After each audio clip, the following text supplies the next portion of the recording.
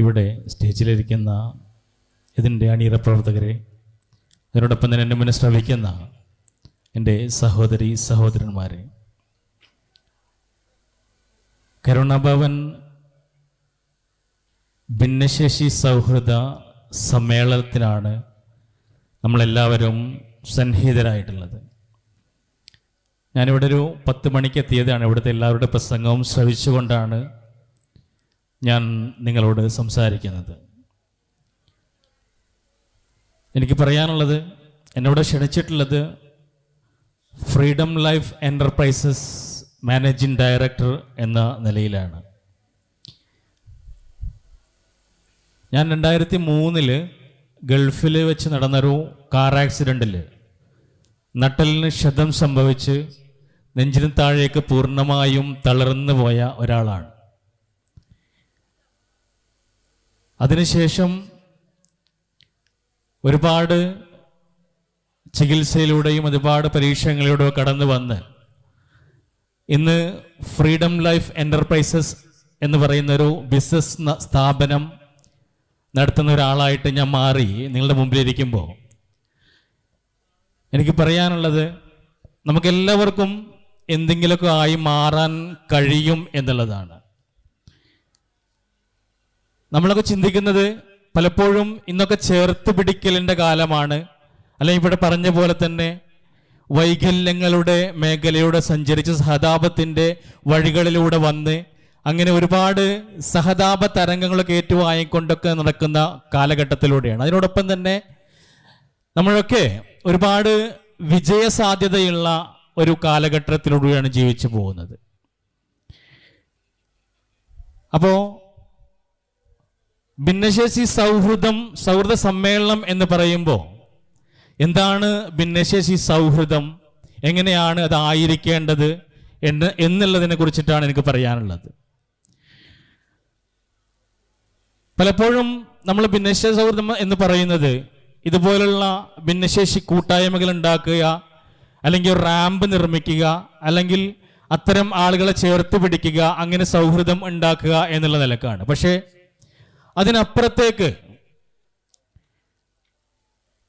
ഭിന്നശേഷി മേഖലയിലുള്ള ആളുകൾ ജീവിക്കുന്ന സാഹചര്യങ്ങളെ കുറിച്ച് പഠിക്കാനും അവരെ അറിഞ്ഞ് പ്രവർത്തിക്കാനും മറ്റുള്ളവർ എടുക്കേണ്ട ഒരു കാര്യമാണ് ഭിന്നശേഷി സൗഹൃദം എന്ന് പറയുന്നത്. ചുരുക്കി പറയുകയാണെങ്കിൽ, ഇപ്പം നമ്മളൊക്കെ വീടുണ്ടാക്കുമ്പോൾ, നമ്മളൊരു വീടിൻ്റെ നിർമ്മാണത്തിൻ്റെ ഫസ്റ്റ് ഘട്ടത്തിൽ നമ്മളതിൻ്റെ പ്ലാൻ വരക്കും, അല്ലെങ്കിൽ അതിൻ്റെ എസ്റ്റിമേറ്റ് തയ്യാറാക്കും. ഈ അവസരത്തിലൊക്കെ നമ്മൾ വീടിൻ്റെ ഓരോ മുക്കും മൂലയിലൊക്കെ തിരഞ്ഞ് എന്തൊക്കെ വേണം എന്തൊക്കെ വേണ്ട എന്നുള്ളതിനെ കുറിച്ച് തീർച്ചയായിട്ടും നമ്മളൊരു ധാരണയിലെത്തും. ആ ഒരു സമയത്ത് ഈ വീടിൻ്റെ മുന്നിൽ ഭിന്നശേഷിക്കാർക്ക് കയറി വരാൻ വേണ്ടി സൗകര്യം ഒരുക്കുന്ന ഒരു സംഭവം നമ്മളുടെ ആരുടെയും പ്ലാനിൽ തെളിഞ്ഞു വരാറില്ല.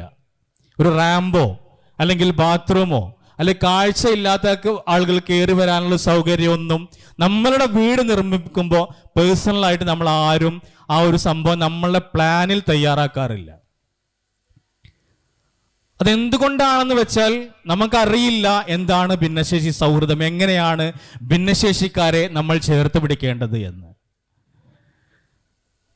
അപ്പൊ എനിക്ക് പറയാനുള്ളത്, ഈ ഒരു കാര്യം നമ്മളുടെ മനസ്സിന്റെ അകത്തളങ്ങളിൽ എപ്പോഴുണ്ടെങ്കിൽ നമ്മൾ ഒരു കാര്യത്തിന് ഒരുങ്ങുമ്പോൾ അവിടെ ഇങ്ങനെയുള്ള ആളുകളെ പരിഗണിക്കാനുള്ളൊരു മനസ്ഥിതി നമുക്കുണ്ടാവും.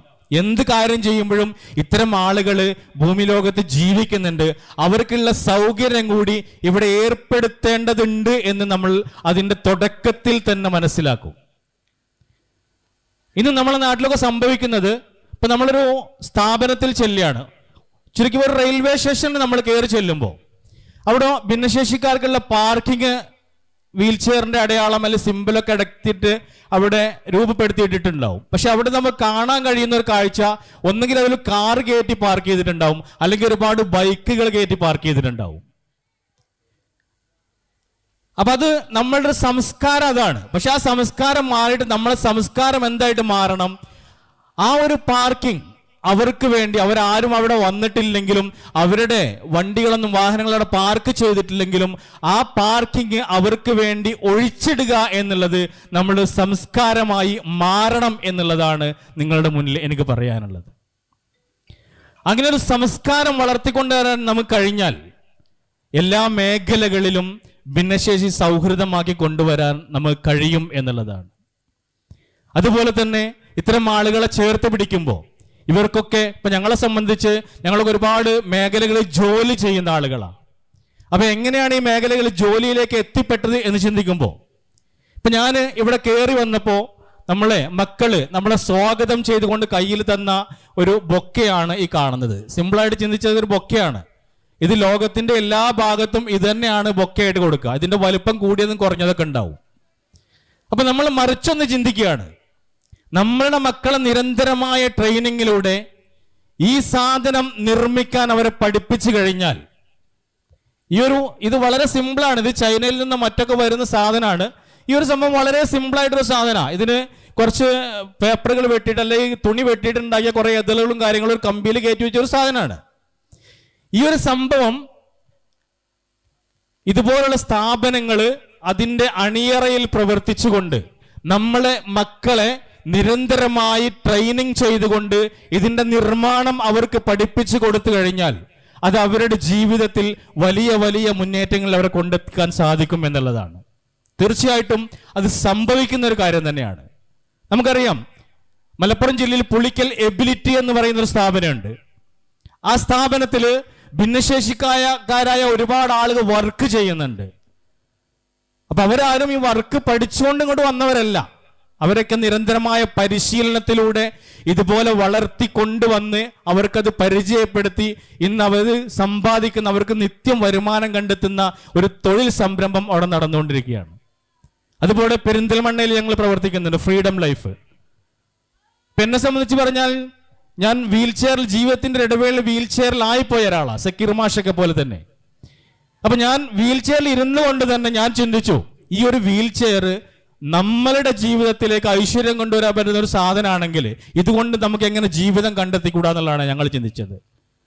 അതുകൊണ്ട് തന്നെ ആ വീൽ ചെയറിന്റെ നിർമ്മാണം ഞങ്ങൾ പഠിക്കുകയും ഇതുപോലെ സർജിക്കൽ ആവശ്യങ്ങളുടെ പല സംഭവങ്ങളും നേരിട്ട് പ്രൊഡക്ഷൻ ചെയ്തുകൊണ്ട് ഇറക്കുമതി ചെയ്തുകൊണ്ട് ഇന്ന് ഓൾ ഇന്ത്യ തലത്തിലൊക്കെ ഫ്രീഡം ലൈഫ് വീൽ ചെയറുകളും സർജിക്കൽ സംഭവങ്ങളും വിതരണം ചെയ്യുക വലിയൊരു സ്ഥാപനമായിട്ട് മാറിയിരിക്കുകയാണ്. അപ്പോ എനിക്ക് പറയാനുള്ള, ഞാൻ ഇങ്ങനെ ആയത് കൊണ്ട് തന്നെ നിങ്ങൾക്ക് എല്ലാവർക്കും ഞങ്ങളെ പോലെ പ്രവർത്തിച്ചുകൊണ്ട് ഇത്തരം സ്ഥാപനങ്ങളുടെ മേലെ എത്താൻ കഴിയും എന്നാണ്. അതിന് വലിയ വലിയ കാര്യങ്ങളും ചെയ്യേണ്ട, ചെറിയ ചെറിയ സംഭവങ്ങൾ നമ്മൾ പഠിച്ചെടുത്തിട്ട് അത് നിരന്തരമായി പരിശീലിച്ചുകൊണ്ട് അതിനൊരു തൊഴിൽ ഇടം നമുക്ക് ഒരുങ്ങുകയാണെങ്കിൽ നമുക്ക് എല്ലാവർക്കും വലിയ വലിയ നേട്ടങ്ങൾ കൈവരിക്കാനാകും എന്നുള്ളതാണ്. ഇത്തരം ഒരു സമ്മേളനം ഇവിടെ സംഘടിപ്പിച്ച ഇതിന്റെ അണിയറ പ്രവർത്തകരോടും അതുപോലെ തന്നെ ഇതിനുവേണ്ടി പ്രയത്നിച്ച എല്ലാവരോടും 1000 നന്ദി അറിയിച്ചുകൊണ്ട് ഇവർക്ക് വേണ്ട തൊഴിൽ സംരംഭങ്ങളൊക്കെ നിങ്ങൾ ഒരുക്കി കൊടുക്കണമെന്ന് ആശംസിച്ചുകൊണ്ട് ഞാൻ എൻ്റെ വാക്കുകൾ ഉപസംഹരിക്കുന്നു.